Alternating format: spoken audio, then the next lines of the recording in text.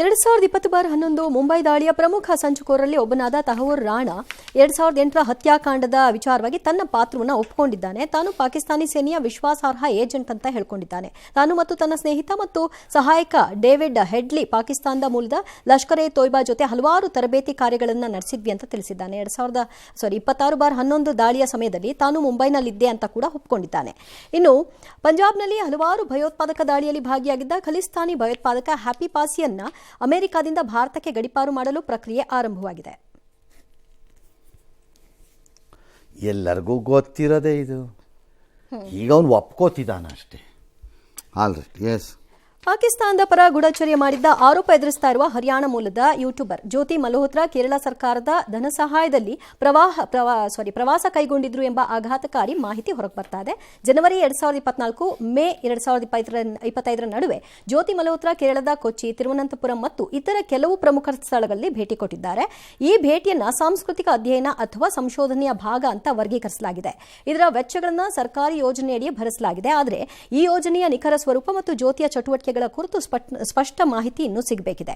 ವಿದೇಶಿ ಗೂಢಚರ್ಯೆ ಆರೋಪಿತ ವ್ಯಕ್ತಿಯೊಬ್ಬರು ಸರ್ಕಾರಿ ಧನ ಸಹಾಯದ ಮೂಲಕ ರಾಜ್ಯಕ್ಕೆ ಭೇಟಿ ನೀಡಿರುವುದು ಗೂಢಚರ್ಯೆಗೆ ಸಂಬಂಧಿಸಿದಂತಹ ಶಂಕೆಗೆ ಹೆಚ್ಚಾಗ್ತಾ ಇದೆ. ಇನ್ನು ಸಂಪೂರ್ಣ ತನಿಖೆಗೆ ಒತ್ತಾಯವೂ ಕೂಡ ಕೇಳಿಬರ್ತಾ ಇದೆ. ಕಷ್ಟಪಟ್ಟು ದುಡಿಯೋಣ ಅಂದರೆ ಕಾಸು ಕೊಡಲ್ಲ ಸರ್ಕಾರದಲ್ಲಿ. ಇನ್ಮೇನ್ ಸುಮ್ಮನೆ ಒಂದು ಕ್ಯಾಮ್ರಾ ಇಟ್ಕೊಂಡು so beautiful look at this wonder ಅನ್ಕೊಂಡು ಟ್ರಾವೆಲ್ ನಾನು ಯೂಟ್ಯೂಬ್ ಅನ್ಕೊಂಡು ಓಡಾಡಿದ್ರೆ ಕಾಸು ಕೊಡ್ತಾರೆ ಈ ಸರ್ಕಾರದವ್ರು. ಅಲ್ಲಿಗೆ ಬಂದಿದೆ ಇದು. ಇದಕ್ಕೆ ಇನ್ನೇನು ಹೇಳಬೇಕು?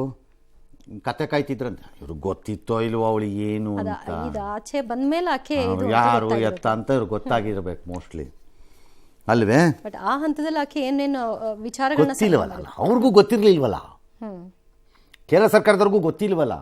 ಆಗ ಗೊತ್ತಿರಲಿಲ್ಲ. ಮಂಗಳೂರಿನ ಕುಡುಪೂಬಿನಲ್ಲಿ ಗುಂಪು ಹತ್ಯೆಯಲ್ಲಿ ಸಾವನ್ನಪ್ಪಿದ್ರು ಕೇರಳದ ವಯನಾಡ್ನ ಅಶ್ರಫ್. ಕುಟುಂಬಸ್ಥರು ಇವತ್ತು ಕಾಂಗ್ರೆಸ್ ನಿಯೋಗ ಭೇಟಿ ಮಾಡಿದ್ದಾರೆ.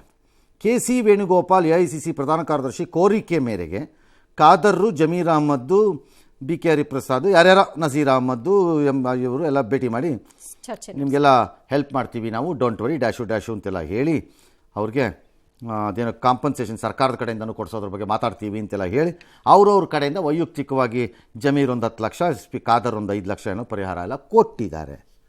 ಓಕೆ, ತಪ್ಪಲ್ಲ. ಯಾರು ಕಷ್ಟದಲ್ಲಿದ್ದವ್ರ ಫ್ಯಾಮಿಲಿಗಳಲ್ಲಿ ಪಾಪ ಯಾರು ಸಾವಾಗಿದ್ರೆ ಅದಕ್ಕೆ ದುಡ್ಡು ಕೊಟ್ಟರೆ ಅವ್ರು ನೀವು ಚೆನ್ನಾಗಿರಿ ಅನ್ನೋ ತಪ್ಪಿಲ್ಲ. ನನಗೆ ಕಾಣಿಸಲ್ಲ ತಪ್ಪು ಅನ್ಸಲ್ಲ. ಅದು ಯಾರು ಜಾತಿನಾರು ಹಾಕೊಳ್ಳಿ, ಅವ್ರ ಧರ್ಮನಾರು ಹಾಕೊಳ್ಳಿ, ಕಷ್ಟದಲ್ಲಿದ್ದವ್ರು ಕಷ್ಟನೇ ಅಲ್ವಾ? ಇವನೇನೋ ಹೋಗ್ಬಿಟ್ಟು ಅವ್ರ ಅಪ್ಪ ಅಮ್ಮ ಯಾವ ಸ್ಟೇಜಲ್ಲಿ ಇದ್ದಾರ, ಅಪ್ಪ ಏನು ಕಥೆಯೋ, ಅವ್ರಿಗೊಂದಷ್ಟು ಸಹಾಯ ಆಯಿತು. ಬಟ್ ನಂದು ಅಬ್ಜೆಕ್ಷನ್ ಇರೋದು ಇಲ್ಲಿ ಏನು ಅಂತಂದರೆ, ಎಲ್ಲದಕ್ಕೂ ಈ ಕೆ.ಸಿ. ವೇಣುಗೋಪಾಲ್ ಕರ್ನಾಟಕಕ್ಕೆ ಕಡಿಯಾಕೆ ಕೆ.ಸಿ. ವೇಣುಗೋಪಾಲೇ ಯಾಕೆ ಕೊಡಬಾರ್ದಾಗಿತ್ತು? ಅವ್ರ ನಿರ್ದೇಶನ ಕೊಡೋದ್ರ ಬಗ್ಗೆ ಅದೇನದು? ಏನು ಕರ್ನಾಟಕ ಏನು ಇದಾ? ಏನಕ್ಕೆ ಕೆ.ಸಿ. ವೇಣುಗೋಪಾಲೇ ಕೊಡ್ಬೋದಿತ್ತಲ್ಲ? ಬೇಡ. ವಯನಾಡನ್ನು ಪ್ರತಿನಿಧಿಸಿ ಜೀವ ಕೊಟ್ಟಿರುವಂತಹ ಇವ್ರಿಗೆ ಪ್ರಿಯಾಂಕಾಗೆ ಅಥವಾ ಹಿಂದೆ ರಾಹುಲ್ ಗಾಂಧಿಗೆ ಅವ್ರ ಕುಟುಂಬದಿಂದನೇ ಕೊಡಿಸ್ಬೋದಿತ್ತಲ್ಲ? ಕರ್ನಾಟಕ ಏನು ಸುಮ್ಮನೆ ಸಿಕ್ಕಿದೆಯಾ ಸರ್? ಅಲ್ಲಲ್ಲ, ಕೊಡ್ಲಿರಿ, ಕೊಡೋದು ತಪ್ಪಲ್ರಿ. ಯಾರು ಬಡವ್ರು ಯಾರ ಕೊಟ್ರಿ ನಮ್ಮ ಮನೆ ಗಂಟೆನ ಹೋಗಲ್ಲ, ಇಲ್ಲಿ ಕೊಡ್ಲಿ ಬಿಡ್ರಿ. ನಾನು ಕೇಳ್ತಿರೋದು ಈ ಆ್ಯಟಿಟ್ಯೂಡ್ ಏನು?